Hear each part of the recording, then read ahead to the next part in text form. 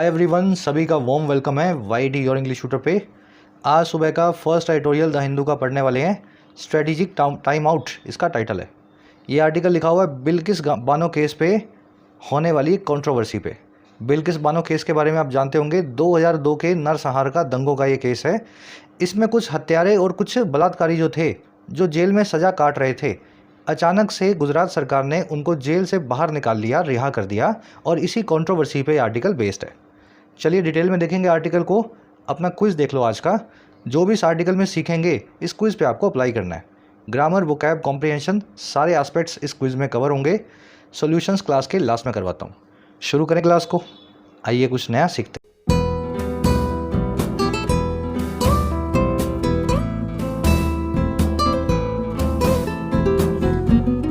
चलिए, कह रहा है स्ट्रेटेजिक टाइम आउट। देखिए, टाइम आउट क्या होता है? आप कुछ टाइम के लिए गेम से आउट हो गए हो। मतलब क्या है इसका?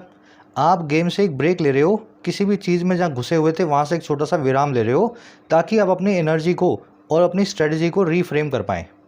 जैसे बॉक्सिंग मैच होता है, उसमें बीच में टाइम आउट आता है कि दोनों प्लेयर्स जो हैं थोड़ी देर के लिए सांस ले सकें, फिर से नए राउंड में एक दूसरे का मुकाबला करेंगे। तो ये टाइम आउट वर्ड तो आप समझ ही गए। स्ट्रेटजिक का मतलब होता है स्ट्रेटजी के लिए लिया गया टाइम आउट। ऐसा टाइम आउट जिसमें आप नई रणनीति, नई स्ट्रेटजी को तैयार करेंगे। हमारा आर्टिकल का टाइटल ये कह रहा है कि कुछ लोग ऐसे हैं जो स्ट्रेटजिक टाइम आउट ले रहे हैं, बार बार किसी मामले में देरी करते जा रहे हैं, डिले करते जा रहे हैं, ताकि वो अपनी स्ट्रेटजी को अपने नए हिसाब से, जैसी ज़रूरत है उसके हिसाब से ढाल सकें। अब ये लोग कौन हैं, क्यों बार बार टाइम आउट ले रहे हैं, ये पता लगेगा इसके आर्टिकल के पैराग्राफ से। कह रहे the convicts in the Bilkis Bano case are using delay as an end. कह रहे जो कॉन्विक्ट्स हैं, कॉन्विक्ट कौन होता है भाई? ऐसा आदमी जिसके ऊपर आरोप लगे हों और कोर्ट में प्रूव हो गए हों। आरोप लगे नहीं है, लगने के बाद में कोर्ट में प्रूव भी हो गए हैं। कह रहे जो कॉन्विक्ट्स हैं, जो दोषी हैं, जो गुनहगार हैं बिल्किस बानो केस के, कह रहे ये लोग यूज़ कर रहे हैं, इस्तेमाल कर रहे हैं डिले नाम की टैक्टिक का, देरी करने का। और कैसे ये डिले का इस्तेमाल कर रहे हैं? एक एंड के तौर पे, एक जरिए के तौर पे, एक फाइनल रिसोर्ट के तौर पे। When you use something as an end और when you use something as your last और फाइनल रिसोर्ट, इस बात का मतलब ये होता है कि आप अपने आखिरी चारे पे उतर आए हैं। मैं ज़्यादा टेक्निकल नहीं हो रहा हूँ, बहुत सिंपल भाषा में आपको समझा रहा हूँ, ठीक है? Something which is use as an end in itself. कभी कभी इसके आगे आप इन इट सेल्फ भी लगा हुआ देखेंगे, जरूरी नहीं है लिखना, कभी कभी लिखा भी होता है। और कभी कभी आप लास्ट या फाइनल रिसोर्ट देखेंगे, इसका मतलब होता है आखिरी चारा। तो जो कॉन्विक्ट्स हैं, जो गुनहगार हैं बिल्किस बानो केस के, वो डिले का इस्तेमाल कर रहे हैं एक चारे के तौर पर, एक फाइनल रिसोर्ट के तौर पर। चलिए, कॉन्विक्ट आपका सब्जेक्ट है, प्लूरल है, पीछे एस लगा हुआ है। आर यूजिंग इसकी वर्ब हो जाएगी, प्लूरल वर्ब होगी प्रेजेंट प्रोग्रेसिव कंटिन्यूस टेंस में। अच्छा, कॉन्विक्ट कौन होता है? मैंने आपको बता ही दिया। ऐसा आदमी जिसके ऊपर आरोप सिद्ध हो गए हों, जिस पे जो ब्लेम्स हैं प्रूव हो गए हों कोर्ट में। और ये जो पूरी प्रोसेस है ना, ये आपके सामने लिख दी गई है फिक्स्ड प्रेपोजिशंस और वन वर्ड्स के साथ में। देखिए, सबसे पहले एक वन वर्ड समझना है आपको, प्रोसिक्यूशन। प्रोसिक्यूशन का मतलब होता है किसी आदमी को कोर्ट में ला करके उस पर लीगल प्रोसीडिंग्स को शुरू करवाना। जैसे किसी आदमी ने चोरी की है, आपको लगता है कि उसने, किसी दूसरे पर्सन ने आपका सामान चुराया है, आप उसको कोर्ट में लेके गए, जज साहब के सामने खड़ा किया, अपना वकील लेकर के आए, उससे सवाल जवाब करवाए। तो ये जो पूरी प्रोसेस है ना, this process is in one word form called prosecution. Prosecution, तो ये वर्ड आपको याद रखना है। अब देखो, प्रोसिक्यूशन के दौरान कई सारे फेजेस होते हैं, उन सभी फेजेस को आपके सामने लिखा गया है और प्रेपोजिशन भी साथ में लगाए गए हैं। देखिए, पहला फेज है किसी के ऊपर आरोप लगाना। और आरोप लगाने के लिए आप तीन वर्ब्स का इस्तेमाल करते हैं, चार्ज, ब्लेम और अक्यूज़ का। ध्यान रखना, इन तीनों वर्ब्स की प्रेपोजिशन फिक्स्ड है, इनको आप हिला नहीं सकते हैं। मान लीजिए मोहन पे चार्ज लगाया गया है, ब्लेम लगाया गया मर्डर का, तो मैं सेंटेंस ऐसा बनाऊंगा, the police have charged someone की जगह लिख दूंगा मोहन। और किस चीज़ का चार्ज लगाया भाई? चार्ज लगाया मर्डर का, तो मर्डर के लिए मर्डर लिख देता हूँ। The police have charge Mohan with murder. समझ में आई बात? अच्छा, मान लीजिए ब्लेम लगाना होता तो मैं क्या लिखता भाई? The police have blamed Mohan for murder. तो जिस भी आरोप की बात हो रही होगी उससे पहले प्रेपोजिशन आपको फिक्स रखना है। अगर पुलिस ने अक्यूज़ किया है, अक्यूज़ का मतलब भी आरोप लगाना है, इस केस में अक्यूज़ के बाद में ऑफ आएगा।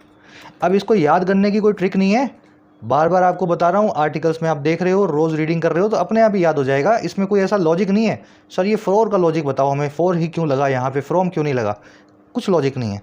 भाषा है, लोग जिस तरीके से बोलते आ रहे हैं अपने को उसी तरीके से सीखना है। समझ में आ रही बात? चलिए, सब चीज़ों का लॉजिक नहीं हो सकता, कहीं पे तो कोई चीज़ आपको अल्टीमेटली समझ गए ना, उसको लेना ही पड़ेगा जैसी वो लिखी हुई है। जिस आदमी पे चार्ज लगते हैं वन वर्ड की भाषा में उसको अक्यूज्ड या हिंदी में अभियुक्त बोला जाता है। नेक्स्ट फेज होता है किसी को आरोप को प्रूव करना। भाई मोहन पे पहले चार्ज लगे, फिर जज साहब ने केस चलाया, केस में पता लगा हाँ जी मोहन ने ही मर्डर किया है, तो जज साहब या the court has convicted Mohan of murder. ठीक है, यहाँ मर्डर ही आएगा ऑफ कोर्स, जिसका भी उस पर इल्ज़ाम लगा है। तो ये कॉन्विक्ट वर्ब का मतलब आप समझ चुके हैं, किसी आदमी को दोषी करार देना। और जो आदमी दोषी करार दे दिया जाता है तो वो अक्यूज्ड से कॉन्विक्ट बन जाता है। तो इसीलिए यहाँ पे लिखा हुआ था the convicts in Bilkis Bano case. ये कोई निर्दोष नहीं है, कोई केस नहीं चल रहा है इन पे, केस हो चुका, इनके मर्डर जो है इन्होंने जो किए थे, रेप किए थे, वो सारे प्रूव हो चुके हैं। उसके बाद इनको कोर्ट से 10-12 साल की सज़ा जो है करवाने के बाद रिहाई दिलवाई है जो है जेल से। चलिए, थर्ड फेज होता है किसी आदमी का ब्लेम प्रूव ना होना, उसको बोलते हैं बाइज्जत बरी करना। तो जब किसी को बाइज्जत बरी करते हैं तो आप एक्विट या एक्सोनरेट लगा के बताते हैं जिस आदमी को आपने किया है। तो अगर मोहन को मर्डर के चार्ज से बाइज्जत बरी किया गया है तो मैं लिखूंगा the court has acquitted Mohan of murder charges. ठीक है, मर्डर चार्जेस, जिस भी चार्ज से आप एक्विट कर रहे हो ना, बाइज्जत बरी कर रहे हो। और अगर एक्सोनरेट किया है तो भी एक्सोनरेटेड ऑफ या फ्रॉम मर्डर चार्जेस। एक्सोनरेट के साथ में दोनों ही आते हैं, ऑफ और फ्रॉम, लेकिन फ्रॉम को प्रेफर किया जाता है। ठीक है, फ्रॉम को प्रेफर किया जाता है। ये फिक्स प्रेपोजिशन दिमाग में बिठा लेना, इन पे बहुत सारे क्वेश्चंस आपको एसएससी बैंक के एग्जाम्स में मिलेंगे। चलिए आगे बढ़ें, जल्दी से आर्टिकल की सारी वोकैब आपको दिखाते हैं ताकि आप इसको स्मूथली पढ़ सकें। एक लाइक और एक शेयर जरूर से दें क्लास को। कुछ अलग करने की कोशिश करते हैं अपने, ओवरऑल होलिस्टिकली आपकी इंग्लिश को मैं इंप्रूव करने की कोशिश करता हूँ। मैं सीधे भी ये मीनिंग बता के ऐसे 15-20 मिनट की क्लास लेके ख़त्म कर सकता हूँ, लेकिन ये चीज़ें कैसे सीखोगे, है ना। चलिए, उसी के साथ में जिन बच्चों को ज़रूरत है गाइडेंस और सपोर्ट की अपने एग्ज़ाम्स की प्रिपरेशन के लिए, तो ज़रूर ही डाउनलोड करें YIT your English tutor app को। आपकी अपनी ऐप है, कॉमेंट सेक्शन में इसका लिंक दिया हुआ है। ऐप पे आपको मिलेंगे कोर्सेज, जैसे कि राइटिंग का कोर्स है। यहाँ पे बिल्कुल बेसिक से आपको मैं इंग्लिश में लिखना सिखाता हूँ, पहले थ्योरी फिर साथ में प्रैक्टिकल और प्रैक्टिस। किसी भी एग्ज़ाम का डिस्क्रिप्टिव आप इससे क्रैक कर सकते हैं, चाहे UPSC हो, CAPF हो, जुडिशरी हो, बैंकिंग हो। 60 to 80 आवर्स का कोर्स है, फ़ायदा ले सकते हैं, हज़ारों लोग ले चुके हैं। बेसिक से सिखाने वाला कोर्स है राइटिंग का। इसी के साथ में आपको कोर्स मिलेगा बैंकिंग का। बैंकिंग कोर्स में बैंक के सारे exams, clerical, PO, prelims, mains, हर वैरायटी का क्वेश्चन आपको यहाँ पे तैयार करवाया जाता है, बिल्कुल लॉजिक के साथ में। SSC का कोर्स भी अवेलेबल है, SSC के सभी एग्जाम्स का प्रीलिम्स और मेंस इसमें कवर्ड है। हर क्वेश्चन को डिटेल्ड अप्रोच के साथ में आपको यहाँ तैयार करवाया जाता है। मार्क्स को सीधे सीधे बूस्ट करने के लिए SSC बैंक कोर्स से प्रैक्टिस कर सकते हैं। ऐप से रिलेटेड कोई भी क्वेश्चन हो, ये टीम का व्हाट्सअप नंबर है, इस पर व्हाट्सअप करें। ऐप का लिंक कॉमेंट सेक्शन में दिया हुआ है। चलो जी, अपनी वोकैब शीट है, स्ट्रेटेजिक टाइम आउट, आज का आर्टिकल। हर दिन की वोकैब अलग कर दी गई है, जितना हो सके इसका बेनिफिट लेना। आज से 20 दिन बाद आपने कोई आर्टिकल मिस किया था, उस दिन को खोलो, उसकी वोकैब पढ़ो और फिर आर्टिकल को, यहीं से लिंक रखा है, यहीं से आर्टिकल को भी प्ले कर सकते हो, वीडियो को। चलिए, आज 5-6 वर्ड्स हैं। मैसेकर वर्ड बहुत बार आ चुका है पिछले कई दिनों में, आज फिर से रिपीट होगा। इसका सिनोनिम आएगा पोग्राम। तो कभी जीनोसाइड आ जाता है, कभी ब्लड बाथ आ जाता है, कभी ब्लड शेड आ जाता है, कभी कार्नेज आ जाता है ना। तो आज पोग्राम नाम का सिनोनिम इस वर्ड का आर्टिकल में देखेंगे। और इसका मतलब क्या है मैसेकर का जी? मैसेकर का सीधा सा मतलब होता है जी नरसंहार, है ना, नरसंहार। Civil wars often give birth to massacres. गृह युद्ध, सिविल वॉर्स अक्सर बर्थ देते हैं मैसेकर्स को, बड़े बड़े कार्नेज, ब्लड शेड, खून खराबे को, नरसंहार को। चलिए, अगला जो अपने पास फ्रेज है नया आज, ऑन बिहाफ ऑफ। इसका मतलब होता है किसी की तरफ से, किसी की तरफ से। जैसे किसी फंक्शन में जाना है, आपके पापा की तरफ से आप चले गए, समझ रहे हो ना। कई बार बोल देते हैं ना घर वाले कि भाई आप चले जाओ, हम नहीं जाएंगे, तो आप अपने पापा के बिहाफ से जा रहे हैं वहाँ पे। तो you attend the function on behalf of your family या your parents. A leader stands up and fights on behalf of the people that he leads. एक लीडर स्टैंड अप करता है और फाइट करता है, खड़ा होता है और लड़ता है उन लोगों के बिहाफ पे जिनको वो लीड करता है। लीडर का काम यही है, जो उसके सपोर्टर्स हैं उनके बिहाफ पे वो लड़े और लोगों से, समझ गए ना, डील विद करे। अब देखो, ऑन बिहाफ ऑफ को एट द बिहेस्ट ऑफ भी बोलते हैं, अब आप पूछोगे सर इसका मतलब क्या है? बिहेस्ट का मतलब होता है कमांड या ऑर्डर। तो कभी कभी आपको ऑर्डर आता है, भाई आपके पापा ने बोला कि ये काम करना है आपको, तो फिर आप पापा के बिहाफ से नहीं, पापा की बिहेस्ट से कर रहे हैं। बिहाफ में क्या होता है, आप खुद अपनी इच्छा से चले गए, किसी की तरफ से आपने काम कर दिया। लेकिन बिहेस्ट में क्या होता है, आपसे कहा गया है करने के लिए, कमांड या ऑर्डर का पालना कर रहे हैं आप। समझ गए? तो ये फ्रेज इससे मिलता जुलता है, याद रखें, ऑन नहीं ऐट लगेगा। चलो, ऐसे कनेक्ट करके जो चीज़ें बता रहा हूँ ना, इनका बेनिफिट लिया करो आप। जब 5 साल अंग्रेजी पढ़ लोगे ना, तो लास्ट में ऐसे ही नोट्स आप भी कुछ बनाओगे, चीज़ें कनेक्ट करके उसमें बैठे होगे। तो वही चीज़ें कनेक्ट करके आपको यहाँ दिखा रहा हूँ। चलिए, अगला जो फ्रेज आज का, इसको बोलते हैं इनकम्बेंट, एक एडजेक्टिव है। इनकम्बेंट का मतलब होता है ऐसा आदमी जो पावर या पोजीशन में बैठा है। जैसे इंडिया के इनकम्बेंट पीएम कौन है? मिस्टर नरेंद्र मोदी, है ना। इंडिया के इनकम्बेंट होम मिनिस्टर कौन है? मिस्टर अमित शाह। और इनकम्बेंट का एक और मीनिंग भी होता है आपकी नेसेसरी ड्यूटी, ऐसा फर्ज जो आपको निभाना ही निभाना है, लेकिन तब इनकम्बेंट के बाद में ऑन लगा होगा या अपॉन लगा होगा। यूज़ करके दिखा देता हूँ। The incumbent CM had to resign, कुर्सी पे बैठे सीएम को, प्रेजेंट सीएम को रिज़ाइन करना पड़ा। और दूसरा वाला मीनिंग दिखाऊं, इट इज़ इनकम्बेंट ऑन या upon the judiciary to deliver justice to the innocents. ये नेसेसरी ड्यूटी है, जरूरी फ़र्ज है न्यायपालिका का, जुडिशरी का, कि वो डिलीवर करे जस्टिस को, वो दे न्याय को सभी इनोसेंट्स को, सभी भोले वाले लोगों को। चलिए, अगला वर्ड है एम्बिट। बहुत सिंपल सा वर्ड है, इसका मतलब होता है स्कोप या दायरा। स्कोप या दायरा, परव्यू, ऑर्बिट, ज्यूरिस्डिक्शन, सभी इसके सिनोनिम्स हैं। आज आप ज्यूरिस्डिक्शन जो है वर्ड आर्टिकल में देखेंगे। अधिकार क्षेत्र बोल सकते हैं ज्यूरिस्डिक्शन को हिंदी में, है ना। जैसे ये थाना है तो इसका ज्यूरिस्डिक्शन है ये वाला एरिया, फिर इसके बाहर दूसरा थाना लगेगा। वैसे आप इस वर्ड को आपने जो है यूज़ होते हुए देखा होगा, ज्यूरिस्डिक्शन को, अधिकार क्षेत्र को। Law making powers on police and agriculture fall under the ambit या jurisdiction of states of India. कानून बनाने की जो ताकतें हैं पुलिस और खेती पे, ये फॉल करती हैं, ये आती हैं उस एम्बिट में, उस दायरे में जो है भारत के राज्यों का। राज्य ही कानून बनाएगा खेती और पुलिस के ऊपर। चलिए, सेकंड लास्ट वर्ड आज का कंटेंशियस। देखिए, कंटेंशन जो है ना, कंटेंशन, इसका मतलब होता है डिस्प्यूट, किसी से झगड़ा। और अगर कोई चीज़ कंटेंशियस है तो वो फुल ऑफ कंटेंशन है, या तो उसमें बहुत कंट्रोवर्सी है या उसमें बड़े सारे डिस्प्यूट हैं। आपने कोई ऐसी बात कह दी जो विवादास्पद हो गई तो आपने कंटेंशियस इशू बना दिया है। और अगर आपने कोई ऐसा रिमार्क कर दिया जिस पे बहुत लोग आपसे डिसएग्री हैं, डिस्प्यूट कर रहे हैं, तो भी मामला कंटेंशियस हो चुका है। यूज़ करके देख लो। Abortion is a highly contentious issue all over the world. Abortion जो है एक बहुत ही कॉन्ट्रोवर्शियल इशू है पूरी दुनिया में। दूसरा वाला मीनिंग दिखाते हैं। Salman Rushdie is an author known for his contentious style of writing. Salman Rushdie एक ऑथर हैं, बेहतरीन ऑथर हैं, जो जाने जाते हैं अपने डिस्प्यूटेबल स्टाइल ऑफ राइटिंग के लिए। इनकी राइटिंग ऐसी है कि डिस्प्यूट करने वाले लोग, डिसएग्री करने वाले लोग आपको बहुत मिलेंगे इनके सामने। कॉम्बेटिव, डिस्प्यूटेटिव, बेलिजरेंट, सभी इसके सिनोनिम है। आज आप ये वर्ड आर्टिकल में देखेंगे। अब ये बेलिजरेंट वर्ड है ना, ये मैंने क्विज में पूछा हुआ, अभी बता रहा हूँ आपको मैं। चलिए, लास्ट वर्ड आज का मैकेनेशन। मैकेनेशन, एक वेस्ट में इटली में डिप्लोमेट हुए थे जिनका नाम था मैकियावेली। आपने नाम इनका बहुत सुना होगा। ये हमारे चाणक्य जो थे ना, हिंदुस्तान के, अखंड भारत के जो चाणक्य थे, उनका समकक्ष काउंटर पार्ट है। जो चाणक्य ने हमारे यहाँ काम किए चंद्रगुप्त के साथ मिलके, मैकियावेली ने अपने राजा के साथ में वो काम किए।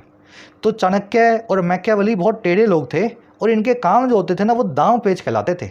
दांव पेच समझते हो ना, मैन्यूवर, टैक्टिक्स, टेढ़ी उंगली से घी निकालना, साम दाम दंड भेद लगाना। तो मैकियावेली से ही इस वर्ड को बनाया गया है मैकेनेशन, जिसको लिखा गया है मशीनेशन, लेकिन बोला जाता है मैकेनेशन। याद रहेगी इस वर्ड की हिस्ट्री।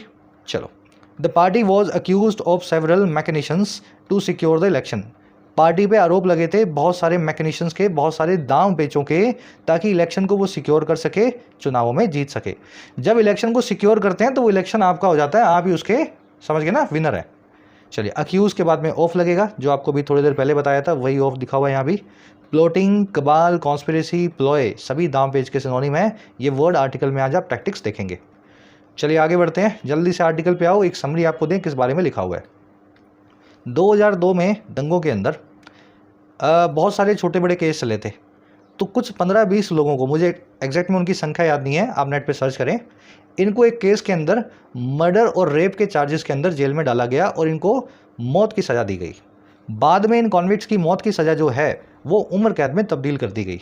कॉन्विक्ट्स क्यों आए ये? क्योंकि इनके ऊपर रेप और मर्डर के चार्जेस दंगों के दौरान प्रूफ हो गए थे। लेकिन फिर क्या हुआ, अचानक से इन लोगों को कानून का सहारा लेकर के, कानून में छोटे मोटे दांव पेच लगा करके गुजरात सरकार ने रिहाई दिलवा दी कोर्ट से, यानी कि जेल से। और जैसे ही ये रिहाई हुई, सुप्रीम कोर्ट हरकत में आ गई। सुप्रीम कोर्ट ने इस पर एक और नई इंक्वायरी बिठा दी और इन लोगों को फिर से कोर्ट में हाजिर होने के लिए बोला। लेकिन रिसेंटली सुप्रीम कोर्ट के एक जज साहब का बयान आया है, जज का नाम है जस्टिस KM जोसेफ। इन जज साहब ने बोला कि ये इतने बदमाश कॉन्विक्ट्स हैं सभी के सभी कि ये आज भी कानून का फ़ायदा उठा रहे हैं और डिले की टैक्टिक्स अपना रहे हैं ताकि मैं रिटायर हो जाऊं और मेरे बाद कोई और जज इनका केस सुने। बात आ रही है, समझ में आ रही है आपको? तो ये सीधा सीधा इन कॉन्विक्ट्स पे और सरकार की मिली भगत पे लिखा हुआ आर्टिकल है।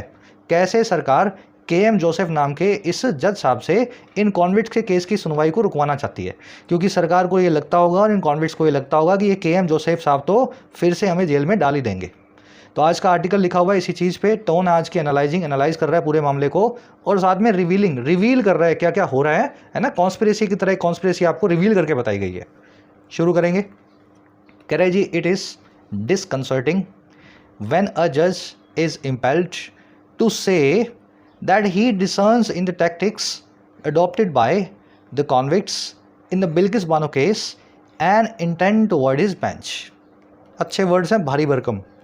कह रहा है जी ये बड़ा डिसकंसर्टिंग है।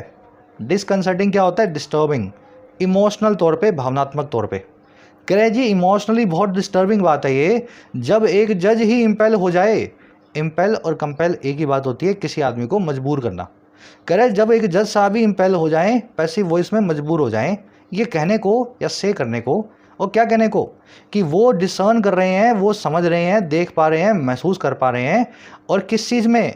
उन सभी दांव पेचों में, टैक्टिक्स में जो अडॉप्ट की गई है उन कॉन्विक्ट्स के द्वारा, उन बलात्कारियों और खूनियों के द्वारा जो बिल्किस बानो केस के अंदर सारे के सारे शामिल थे। अच्छा, क्या डिसर्न कर रहे हैं भाई ये? इस पूरी टैक्टिक में क्या डिसर्न कर रहे हैं? He discerns in the tactics and intent. वो डिसर्न कर रहे हैं एक इंटेंशन को, एक इरादे को, जो है बचने का, अवॉइड करने का इन जज साहब की बेंच से। तो जज साहब ने यही बोला, मुझे साफ साफ समझ में आ रहा है कि पूरा खेला इसीलिए हो रहा है कि कैसे भी करके देरी की जाए और मेरे रिटायर होने का इंतजार किया जाए। मेरे रिटायर होने के बाद ही ये लोग कोर्ट में आना चाहते हैं। इट की वर्ब है इज, जज की वर्ब है इज इम्पेल्ड। इम्पेल करना, कंपेल करना, किसी को मजबूर करना, फोर्स करना। ही जज साहब के लिए आया है, उनकी वर्ब है डिसर्न। डिसर्न एक कॉमन सा वर्ड है, इसका मतलब होता है नोटिस करना किसी चीज़ को या अंडरस्टैंड करना। आपको कोई इनडायरेक्टली कोई बात बोली जाए जो सीधे सीधे आपको ना बोले, इनडायरेक्टली आप फिर भी उसका मीनिंग समझ जाएं। समझ रहे हो? किसी घर गए हो, वो आदमी आपको भेजना चाह रहा है वापस, तो उसने आपको कुछ इस तरीके से बात की, तो आप उसका इरादा डिसर्न कर गए। डिसर्न वर्ड का मतलब ये होता है उल्टी टेढ़ी मेढ़ी बातों को समझने की कोशिश करना। टैक्टिक मतलब आप समझते हैं दांव पेच, मैकेनिशन, मैन्यूवर। इंटेंट मतलब इरादा। चलिए आगे बढ़ते हैं। इंटेंट वर्ड, टैक्टिक वर्ड का जो सिनोनिम है ना मैन्यूवर, इसकी स्पेलिंग देख लेना। मैनो EU व्रे। अगर ऐसे बोल करके लिखोगे तो स्पेलिंग याद रहेगी। मैनो EU व्रे। आज के क्विज में स्पेलिंग आपसे मैंने पूछी है। कह रहे the convicts were release last year. कह रहे ये सभी दोषी आरोपी जो थे, खूनी जो थे, इनको लास्ट ईयर तो कोर्ट से रिलीज ही कर दिया गया। कह रहे justice KM Joseph remarks that it was more than obvious that there was an attempt to avoid his bench came in response to request। कह रहे जस्टिस KM जोसेफ जो थे, इनके जो रिमार्क्स हैं, इनका जो कहना है, स्टेटमेंट है, दैट वो ये कि ये चीज़ अब मोर देन ऑब्वियस है, ये चीज़ साफ से भी ज़्यादा साफ है, ऑब्वियस से भी ज़्यादा जग जाहिर है। ऑब्वियस मतलब एकदम क्लियर। दैट वो ये कि कुछ अटैम्प्ट हो रहा है, कुछ कोशिश हो रही है कि अवॉइड किया जाए, बचा जा सके इन जज साहब की अगुवाई वाली बेंच को। करेक्ट, ये जो रिमार्क्स है ना कि ऐसी ऐसी कोशिशें हो रही हैं, कह रहे these remarks came in response to request. ये रिमार्क आए हैं उस रिस्पॉन्स में, उस प्रतिक्रिया में जो है रिक्वेस्ट, जो है सारी की सारी अर्जियाँ। और अर्जियाँ किस चीज़ की हैं, रिक्वेस्ट किसकी है? For adjournments on behalf of some of the convicts claiming they had not yet been served notice of Miss Bano's petition challenging their release। कह रहे ये रिक्वेस्ट आई है एडजॉर्नमेंट के लिए, डिले के लिए, पोस्टपोनमेंट के लिए, और किसके हिसाब से? ऑन बिहाफ ऑफ की तरफ से कुछ कॉन्विक्ट्स के, कुछ आरोपियों के, जो ये क्लेम करने वाले थे, क्लेमिंग थे कि उनको अभी तक नहीं मिला था एक notice, they had not yet been served a notice, Miss Bano की उस याचिका का, उस पिटीशन का जो उनकी रिहाई को चैलेंज करती है। आ रही बात समझ में? तो पिछले साल जब इन कॉन्विक्ट्स को गुजरात सरकार ने दाम पेच तिगड़म लगा के बाहर निकलवा लिया, उसके बाद इनके ऊपर केस लगाया बिल्किस बानो ने, और ये कॉन्विक्ट क्या बोल रहे हैं अभी? इस केस की सुनवाई में जाने से पहले 2 दिन पहले बोल रहे हैं हम नहीं आ पाएंगे, क्योंकि अभी तक बिल्किस बानो की जो चैलेंज है, जो पिटीशन है, उसकी हमें फोटोकॉपी नहीं मिली। फोटोकॉपी आने दो फिर हम कोर्ट में आएंगे। रिमार्क्स की वर्ब है केम, इट की वर्ब है वॉज, अटेम्प्ट की वर्ब है वॉज। वर्ब को सब्जेक्ट से पहले रखा गया है अटेम्प्ट से, क्योंकि क्लोज देयर से शुरू हुआ है। देयर से क्लोज जो शुरू होता है वो वर्ब को इन्वर्ट कर लेता है। चलिए, एडजॉर्नमेंट मतलब किसी की पोस्टपोनमेंट, किसी मामले को आगे डिले करना। On behalf of, at the behest of, किसी की तरफ से या किसी की शय पे, है ना। दे की वर्ब है had not yet been served, उनको अभी तक सर्व नहीं किया गया था, नोटिस दिया नहीं गया था, पैसिव वॉइस में। बिन प्लस में वर्ब की थर्ड फॉर्म। चलिए और आगे बढ़ते हैं। और कह रहा है जी the request came on a day when the matter was listed for final hearing. कह रहा है ये रिक्वेस्ट उस दिन दी है इन लोगों ने जब इस पूरे मामले को लिस्ट किया गया था फाइनल हियरिंग के लिए। इस दिन तो जज साहब पूरा फैसला ही सुनाने वाले थे कि इनको फिर अंदर डालना है कि बाहर ही रखना है। उस दिन इन्होंने रिक्वेस्ट कर दी। रिक्वेस्ट की वर्ब है केम, मैटर की वर्ब है पैसिव वॉइस में वॉज लिस्टेड। कह रहे जी no one can dispute the right of the convicts to be informed of hearings through proper service of notice, but it would be questionable if claims of not being served properly were made with an oblique motive। कह रहे जी कोई भी बंदा dispute नहीं कर सकता, कोई भी बंदा इस बात पे बहस नहीं कर सकता, इस बात को कॉन्ट्राडिक्ट नहीं कर सकता। जो राइट है, जो है अधिकार है किसी भी कॉन्विक्ट का, किसी भी गुनहगार का, और अधिकार किसका है भाई? इन्फॉर्म्ड होने का, बताए जाने का, हियरिंग्स के बारे में, कोर्ट में पेशी के बारे में, और किसके जरिए? प्रॉपर सर्विस ऑफ नोटिस के जरिए, उसके घर पे प्रॉपर नोटिस आए उसके एड्रेस पे। तो ये अधिकार हर कॉन्विक्ट के पास है, कोई भी इस अधिकार को डिस्प्यूट नहीं कर रहा है, होना ही चाहिए इनके पास। कह रहा है लेकिन बात तो ये है कि ये बड़ी क्वेश्चनेबल बात हो जाएगी, सवालों के दायरे में खड़ी बात हो जाएगी अगर ये जो क्लेम्स है ना, जो कि सर्व नहीं किए जाने का प्रॉपरली नोटिस, इनको किया जाता है, इन क्लेम्स को, दावों को ठोका जाता है एक ऑब्लिक मोटिव के साथ में, एक इनडायरेक्ट एक्सप्लिसिट या छुपे हुए इरादे के साथ में। तो साफ साफ पता लग रहा है कि सारी दुनिया को पता है कि इनकी जो है हियरिंग होने वाली है कोर्ट में, बस ये करें कि हमें नहीं पता, हमारे पास तो नोटिस नहीं आया। तो आपका अधिकार है नोटिस लेने का, हम मानते हैं, लेकिन आपके इरादे देख करके ठीक नहीं लग रहा, आप तो कोर्ट में आना नहीं चाह रहे हो, ठीक है ना। इस तरह से सेंटेंस बना हुआ है। नो वन की वर्ब है कैन डिस्प्यूट। डिस्प्यूट का मतलब होता है किसी मामले पे कॉन्ट्राडिक्ट करना, किसी की बात को काटना। इट की वर्ब है वुड बी। क्लेम्स की वर्ब है वर मेक अ क्लेम यानी दावे को ठोकना। अब ठोकने के लिए ऐसा नहीं है सर, ठोकने के लिए तो मैं ठोकने वाला इंग्लिश का वर्ड लाऊंगा। क्लेम ठोकना यानी दावा ठोकने को हम इंग्लिश में मेक अ क्लेम नाम के फ्रेज से बताते हैं। चलिए, ऑब्लिक मतलब टेढ़ा, जलेबी जैसा, छुपा हुआ, इनडायरेक्ट, अंतर्निहित, एक्सप्लिसिट। कह रहे in the end the bench had to adjourn the hearing to July long after justice Joseph's last working day later this month. कह रहा आखिरकार वही हुआ, बेंच को एडजॉर्न करना पड़ा, बेंच को पोस्टपोन करना पड़ा सारी सुनवाई को जुलाई तक। और ये कब तक होगा? ये जस्टिस साहब के लास्ट वर्किंग डे से काफ़ी बाद में होगा, जो इसी साल के लेटर दिस मंथ आने वाला है। सरकारी कर्मचारियों की जब भी रिटायरमेंट होती है वो last day of the month होती है ना, कभी भी बीच में नहीं होगी, वॉलंटरी होगी तो अलग बात है। वैसे जो सुपर एन्यूएशन होती है, जो ऑटोमेटिक, वो हमेशा लास्ट डे को होती है। तो जस्टिस साहब की रिटायरमेंट है मई पे, 31 मई को, और ये जो पूरा मामला चला गया अब जुलाई में। अब कोई दूसरे जज साहब इस मामले की सुनवाई करेंगे। बेंच की वर्ब है हैड।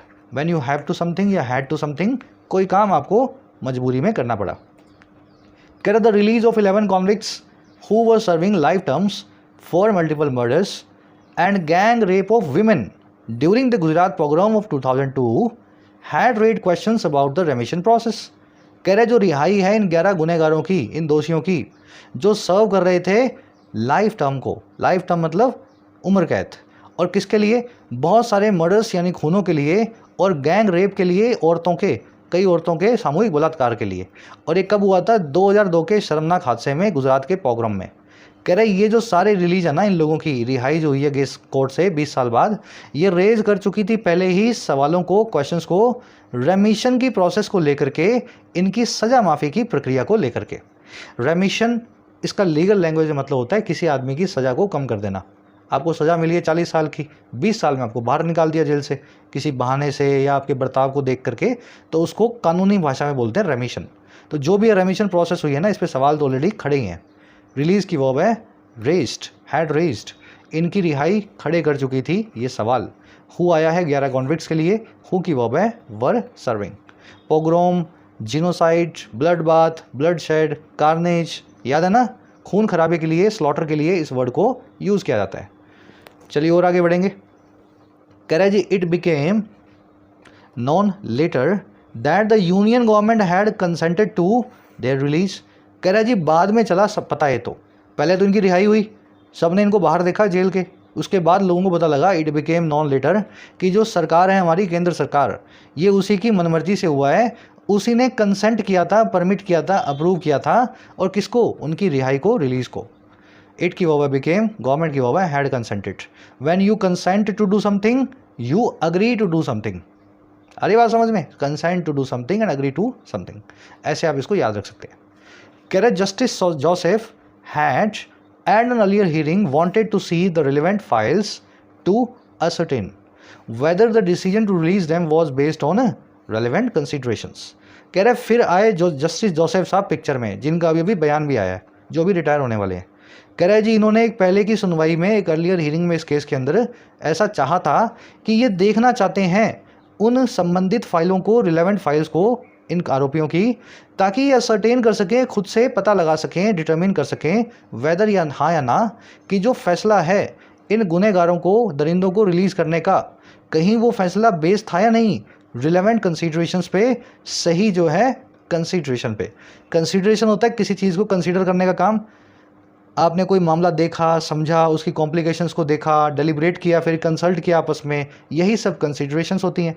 जस्टिस साहब ने बोला कि मुझे फाइल्स दिखाओ जहाँ पे इन लोगों की उम्र कैद की सज़ा माफ़ी आपने की है, मैं देखना चाहता हूँ कि क्या सोच के आपने इनको जेल से निकाला है बाहर। जस्टिस की वर्ब है हैड वांटेड, डिसीजन की वर्ब है वाज बेस्ड। रिलेवेंट मतलब संबंधित हो, अप्रोप्रिएट हो, जो है रिलेटेड हो। असर्टेन करना, किसी चीज़ के बारे में पता लगाना, किसी चीज़ को डिटर्मिन करना। चलिए कह रहे जी अब फाइलों का क्या हुआ, जब जस्टिस ने फाइलें मांगी, कह रहे फिर वही खेल हुए। The files were not produced on the stipulated day. कह रहे जी फाइलों को प्रोड्यूस नहीं किया गया उस दिन जो स्टिपुलेटेड था, जो इस्टेब्लिश था, स्पेसिफाइड था। जज साहब ने बोला था इस तारीख को मुझे फाइलें चाहिए, उस दिन फाइलों को सरकार ने दिया ही नहीं। कह रहा but counsel for the centre indicated that both governments may seek a review of the order to produce the files. कह रहे लेकिन जो काउंसिल था, काउंसिल का मतलब होता है वकील, लॉयर, एडवोकेट, वैसे तो ये अलग अलग है लेकिन लेमैन की लैंग्वेज में तीनों एक ही समझ लो आप, वकील वकालत का ही काम करते हैं। कह रहे लेकिन जो काउंसिल था सेंटर का, जो हमारा सॉलिसिटर जनरल था, उसने ये इंडिकेट किया दैट वो ये कि जो दोनों ही सरकारें हैं, गुजरात गवर्नमेंट और सेंट्रल गवर्नमेंट, ये सीख कर सकती हैं, ये मांग सकती हैं एक रिव्यू को, एक पुनर्विचार को, और किस पे, इस ऑर्डर पे जो है फाइल्स को प्रोड्यूस करने का। तो ये जो गवर्नमेंट है इसने फाइल प्रोड्यूस नहीं की सर जस्टिस के सामने, और गवर्नमेंट के वकील ने ये बोला, सरकारी वकील ने, हम ये सोच रहे हैं कि हम आप ही की कोर्ट में एक अर्जी डालेंगे कि आप खुद ही पुनर्विचार करें कि आपको ये फाइलें देखनी है या नहीं देखनी। फिर आप फिर कह दो कि देखनी है तो फिर हो सकता है हम दिखा देंगे, है ना। एक बार आपको हम फिर से पूछेंगे एक अर्जी डाल के कि आपको देखनी है नहीं देखनी। तो इसको बोलते हैं जुडिशियल रिव्यू, किसी चीज़ पे पुनर्विचार। कह रहे जी फाइल्स की वर्ब है वर नॉट प्रोड्यूस्ड, काउंसिल की वर्ब है इंडिकेटेड, गवर्नमेंट्स की वर्ब है मे सीक। सीक का मतलब किसी चीज़ को मांगना, डिमांड करना, या किसी चीज़ का पीछा या चेज करना, है ना, लुक फॉर करना किसी चीज़ के लिए। चलिए आगे बढ़ते हैं, एक सेकेंड ना, इसको सही कर दूँ मैं थोड़ा सा। आगे कह रहे हैं जी however in the latest hearing the solicitor general had agreed to produce the records. कह रहे हैं लेकिन इस लेटेस्ट हियरिंग में, जिसमें ये दरिंदे कोर्ट में नहीं आए बहाना मार के, इसमें सॉलिसिटर जनरल साहब जो थे, इन्होंने अग्री कर दिया, ये मान गए कि मैं रिकॉर्ड्स देने को तैयार हूँ, सरकार की फाइलें आपके सामने ला के रखवा दूंगा जब आप रिटायर हो जाएंगे, ऑफकोर्स उसके बाद। जनरल साहब की वर्ब है हैड अग्रीड। चलिए अग्री टू, कंसेंटेड टू, किसी काम को करने के लिए तैयार हो जाना। चलिए हम नेक्स्ट पैराग्राफ पे आते हैं। अब ये सब कुछ हो क्यों रहा है, अब आपको साफ शब्दों में समझाएगा। कह रहा है जी it is debatable whether the outcome of a case will be different if heard by another bench, but it is difficult not to see these developments in the backdrop of the influence। कह रहा है जी ये debatable बात है, ये बहस वाली बात है, कितनी मर्जी बहस कर लो इस पर, और किस बात पे भी, वेदर हाँ या ना। जो आउटकम है, जो नतीजा है एक केस का, वो अलग होगा, विल बी डिफरेंट अगर वो सुना गया दूसरी एक बेंच के द्वारा, दूसरी जजेस की एक ग्रुप के द्वारा। तो हम ये बिल्कुल नहीं कह रहे हैं कि दूसरे जज साहब आएंगे तो वो हो सकता है इन लोगों को रिहा रहने दें, इनको अंदर फिर से ना डालें, हम नहीं कह रहे हैं, ये डिबेटेबल बात है, ये तो वक्त बताएगा। कह रहा है लेकिन एक बात ज़रूर है, ये बड़ा मुश्किल है, इट इज़ डिफ़िकल्ट कि इस चीज़ को आप ना देखें, नॉट टू सी। ये बड़ा मुश्किल है नज़रअंदाज करना, नॉट टू सी करना, कि ये जो सारी डेवलपमेंट्स हो रही है ना, ये जो सारे घटनाक्रम हो रहे हैं, ये हो रहे हैं इन द बैकड्रॉप ऑफ, इस कॉन्टेक्स्ट में, इस बैकड्रॉप में, इस बैकग्राउंड में जो है उस इन्फ्लुएंस का, उस प्रभाव का। और कौन सा इन्फ्लुएंस, कौन सा प्रभाव? कह the convict seem to have with incumbent regimes, जो प्रभाव ये कॉन्विक्ट्स दिखाई देते हैं रखते हुए, सीम करते हुए, हैव करते हुए सत्ता में बैठे रजीम्स के साथ में, केंद्र और गुजरात की सरकार के साथ में। तो बाद में चाहे कुछ भी हो, नई बेंच देखेगी क्या फैसला सुनाना है, लेकिन एक चीज़ नज़रअंदाज हमसे नहीं हो रही, ये सभी इसीलिए हो रहा है क्योंकि ये सभी दरिंदों को सरकार की बहुत सपोर्ट और इन्फ्लुएंस मिलता है। गुजरात सरकार और सेंट्रल गवर्नमेंट दोनों इनके इन्फ्लुएंस के अंदर रहती है, they have the influence on the governments. It की वर्ब है इस, कॉन्विक्ट्स की वर्ब है seem. In the backdrop of, in the context of, in the background of, किसी चीज़ की पृष्ठभूमि के साथ में किसी चीज़ को जब आप देखते हैं, इस फ्रेज को यूज़ करते हैं। रिजीम मतलब प्रशासन, एडमिनिस्ट्रेशन, गवर्नमेंट का एक दूसरा नाम है रिजीम। इनकम्बेंट मतलब जो सत्ताधारी हो, जो करंट में एग्जिस्टिंग हो, कुर्सी पे बैठा हो। देख चुके हो ना वर्ड। इनकम्बेंट के बाद में अगर ऑन या अपोन लगा दूंगा तो इसका मतलब हो जाएगा आपकी जरूरी ड्यूटी। यहाँ नहीं लगा हुआ ऑन अपोन, तो पहला वाला मीनिंग लगेगा। कह they also seem to have considerable political support from the ruling parties at the centre and state. कह रहे ना केवल सरकारों से सपोर्ट है इनको, बल्कि उन पॉलिटिकल पार्टियों का भी सपोर्ट है। दे ऑल्सो सीम, वो दिखाई देते हैं रखते हुए काफ़ी सारे पॉलिटिकल सपोर्ट को, कंसीडरेबल, सिग्निफिकेंट पॉलिटिकल जो है सपोर्ट को रूलिंग पार्टी से, सेंटर में या स्टेट में, या इन अदर वर्ड्स बोलें तो बीजेपी से। दोनों जगह सेंटर स्टेट में बीजेपी है ना, गुजरात में भी और भारत में भी। देखिए वो सीम, कंसीडरेबल का मतलब होता है बहुत ही बड़ा, सिग्निफिकेंट या लार्ज। कह रहा है जी their release itself came about as a result of another Supreme Court order which ruled somewhat intriguingly that the Gujarat government was the appropriate government to reconsider their case for a remission। इतना ही पढ़ेंगे, sentence तो और लंबा है, भी आगे देख रहे हो और भी लंबा है। कह रहा है उनकी रिलीज जो खुद है ना, रिहाई जो उनकी खुद है, इटसेल्फ मतलब खुद, वो केम अबाउट हुई, वो खुद ही निकल करके आई। कम अबाउट होना, किसी चीज़ का इमर्ज होना, वो इमर्ज होके आई। और कैसे? एक नतीजे के तौर पे दूसरे एक सुप्रीम कोर्ट के ऑर्डर का, जिसने रूल किया, जिसने ये फैसला दिया, समवट इंट्रिगिंगली, थोड़ा सा उत्सुकतावश, इंट्रिगिंगली मतलब जो क्यूरियस हो, जिसमें आपकी उत्सुकता जागे। कह रहे जिसने एक उत्सुकता भरा फैसला, रूलिंग दिया सुप्रीम कोर्ट के ऑर्डर ने, दैट वो ये कि जो गुजरात की सरकार है ना, वही अप्रोप्रिएट गवर्नमेंट है, वही रेलिवेंट गवर्नमेंट है, सही सरकार है कंसीडर करने के लिए, सुनवाई करने के लिए इन लोगों के केस को सज़ा माफ़ी के। तो इनका केस चला था महाराष्ट्र में, बॉम्बे में, लेकिन सुप्रीम कोर्ट का ऑर्डर आया कि चले भले ही केस इनका कहीं भी चला हो, लेकिन इनकी रिहाई की जो अर्जी है ना, वो इनकी होम स्टेट में सुनी जाएगी, गुजरात में सुनी जाएगी। तो ये सुप्रीम कोर्ट के ऑर्डर के ऊपर ही तो उनकी रिहाई हुई है। थोड़ा इंट्रीगिंग ऑर्डर था सुप्रीम कोर्ट का ये। और दूसरी चीज़ क्या थी? And that the 1992 remission policy applicable at the time of their conviction may be the basis. और 1992 की एक रिमिशन पॉलिसी, आज से 30 साल पुरानी सज़ा माफ़ी का कानून जो है, जो एप्लीकेबल था उनके कन्विक्शन के दौरान 2002 में, 2005 में जब इनका कन्विक्शन हुआ था, उस वक्त वही आधार होगा इनकी सज़ा माफ़ी का। 2022 की, 23 की, 21 की पॉलिसी देखोगे तो सज़ा माफ़ी नहीं हो सकती। लेकिन सुप्रीम कोर्ट ने ये बोला कि ये भूल जाओ नई पॉलिसी को, ये तो पुराने कह दिए हैं, 20 साल पुराने, इन पर पुरानी पॉलिसी लग सकती है, तो पुरानी पॉलिसी में इनको सज़ा माफ़ी मिल भी सकती है। चलिए, तो ये पूरा सेंटेंस आपको बता रहे हैं ना। रिलीज़ की वर्ब है केम अबाउट, कम अबाउट होना, इमर्ज होना, किसी चीज़ का उभर करके आना। विच आया ऑर्डर के लिए, जिस ऑर्डर ने ऐसा रूल किया था, ऐसा फैसला दिया था। गुजरात गवर्नमेंट की वर्ब है वॉज, इंट्रीगिंगली मतलब इन अ इंट्रीगिंग या क्यूरियस मैनर, एक उत्सुकता भरे तरीके से। रिमिशन पॉलिसी का मतलब है मे बी। चलिए आगे बढ़े, समझ में आ रहा है ना सेंटेंस, मीनिंग निकालना है, साथ में भाव भी समझना है, कहना क्या चाह रहा है ये। बेसिस वर्ड को आप जानते हैं, ये सिंगुलर है, बेसिस सिंगुलर है। बेसिस को, क्राइसिस को, थीसिस को, है ना, थीसिस का मतलब है थ्योरी। इन सारे वर्ड्स के लास्ट में जिनमें इज आ रहा है, बेसिस, थीसिस, हाइपोथेसिस, पेरेंथेसिस, इन सभी का जब प्लूरल बनाना हो तो क्या करते हैं जी, आप जो है ना सीधे सीधे बेसिस में आई को ई में चेंज कर देंगे, क्राइसिस में लास्ट वाले आई को ई में, थीसिस में लास्ट वाले आई को ई में।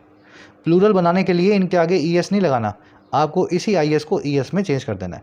तो ये 3-4 वर्ड्स हैं, स्पेशल इरेगुलर नाउन्स हैं, बेसिस, थीसिस, हाइपोथेसिस और क्राइसिस, है ना। प्लूरल इनका बनाना सीख लो। कह रहे जी there is considerable interest in the outcome of this challenge as the question of jurisdiction on Gujarat granting permission. अब देखो बीच में बहुत कुछ लिखा हुआ है, इस डैश से इस डैश के बीच में इसको छोड़ दो।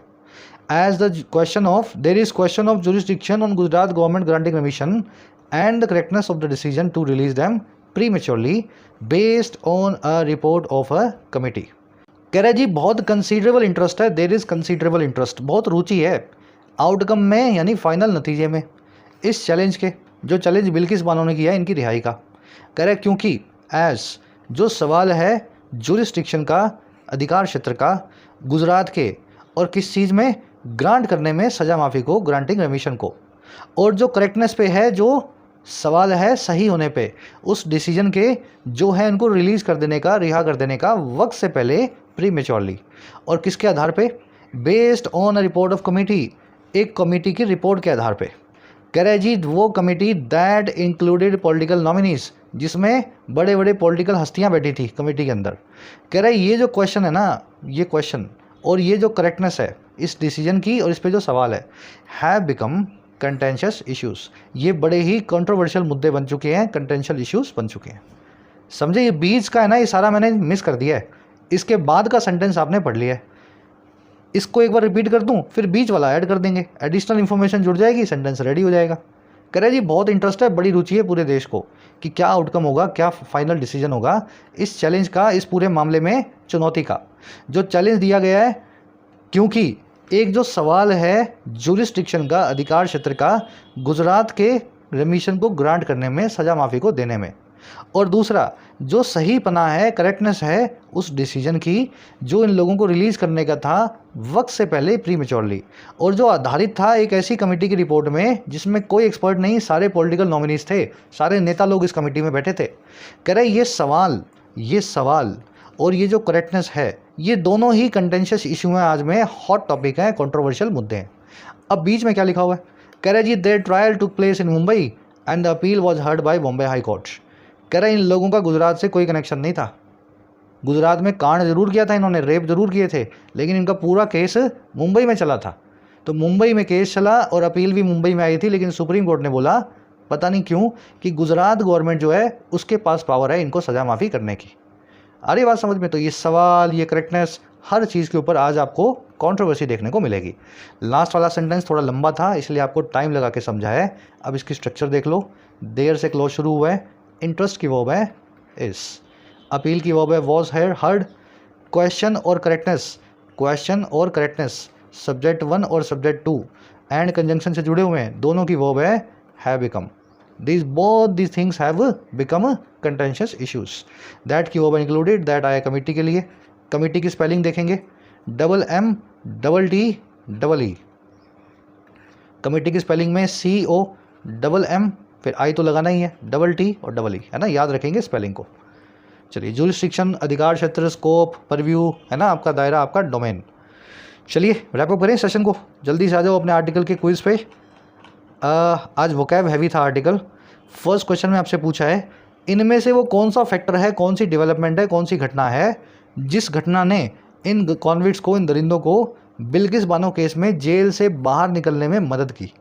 इनमें से किस चीज़ ने मदद की भाई? उस ईगरनेस ने मदद की, उस उत्सुकपने ने मदद की जो था गुजरात गवर्नमेंट का रिमिशन देने में, जो था गुजरात सरकार का इनकी सज़ा माफ़ी करने में, है ना, या फिर उस एससी के ऑर्डर ने मदद की, सुप्रीम कोर्ट के फैसले ने मदद की जो था जुरिस्डिक्शन देने का, रेमिशन का महाराष्ट्र की सरकार को, या फिर ह्यूमन राइट काउंसिल से जो अपील आई थी behest of union government, central government की तरफ से, उन अपील्स ने मदद की, और या फिर इन दरिंदों के पीसफुल कॉन्डक्ट ने मदद की, इनके शांति भरे बर्ताव ने मदद की, और उनका जो डिस्प्ले ऑफ रिमोर्स था, इनका पछतावे का जो डिस्प्ले था इनके जेल के टर्म के दौरान, इनकार्सरेशन के दौरान।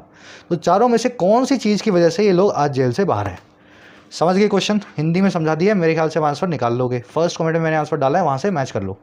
सेकंड में आपसे पूछा है भाई इन आदमियों के केस को, इनकी रिलीज़ को, इनमें से कौन सी चीज़ कंट्रोवर्शियल बनाती है। अब पढ़ लो 4 चीज़ें, हिंदी में बताऊंगा तो फिर देखते बता दोगे। खुद से पढ़ो और हिंदी निकाल लो। फर्स्ट कमेंट में आंसर डाल रहा हूँ हिंट के साथ में, वहाँ से मैच करना। चारों में से कौन सी चीज़ है जिसकी वजह से इनका रिहा होना आज सवालों के घेरे में है। थर्ड में फ्रेज पूछा है एट द बिहेस्ट ऑफ, इसका मीनिंग निकाल के इसको एक सेंटेंस में यूज़ करके दिखाओ। याद है ना, बिहेस्ट कमांड ऑर्डर है ना, किसी के इशारों पे, किसी की शय पे, इसको एक सेंटेंस में यूज़ करना है। किसी ने कोई काम किया किसी की शय पे। चौथे में आपसे करेक्टली स्पेल्ड वर्ड पूछा है मैन्यूवर का वर्ड। मैन्यूवर का आपको मैं करवा चुका हूँ, कमिटी करवा चुका हूँ, मशीनेशन यानी मैकेनिशन भी करवा चुका हूँ और कंटेंशियस भी करवा चुका हूँ। सही वाला एक ही वर्ड है स्पेलिंग वाला, उसको आपको चूज़ करना है। बेलिजरेंट का सिनोनिम पूछा आपसे, मेरे ख्याल से निकाल लोगे। लास्ट में पूछा है एक आदमी के ऊपर या औरत के ऊपर या किसी के ऊपर भी जो प्रोसेस है उसको कोर्ट में लाने की और केस चलाने की, उस प्रोसेस को वन वर्ड की भाषा में क्या बोलते हैं। ठीक है, करवाया था, शुरू में करवाया था आपको। 7वें 8वें 9वें में आपको 3 एरर्स मिलेंगी। पहली एरर मिलेगी आपको इस फ्रेज़ में, इस फ्रेज़ में, ठीक है, यहाँ। और सेकंड जो एरर है आपको मिल सकती है, हो सकता है मिल जाए यहाँ पे। और थर्ड जो एरर है आपको प्रोबेबली जो है ना यहाँ मिलेगी। चलो यहाँ पे लगा देता हूँ, ठीक है। तीनों एरर्स को निकालो। फर्स्ट कमेंट में आंसर रखा है, वहाँ से मैच करो। एक लाइक और एक शेयर जरूर से देना। आउट ऑफ 9 कितने मार्क्स मिले ये भी ज़रूर से बताना।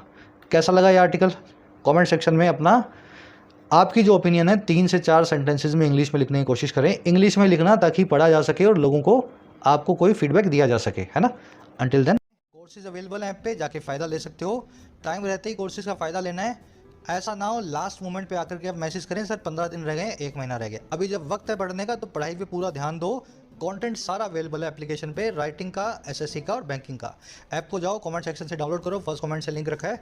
कोई भी क्वेरी हो, ये नंबर है व्हाट्सअप का, टीम से आप मैसेज करके बात कर सकते हैं।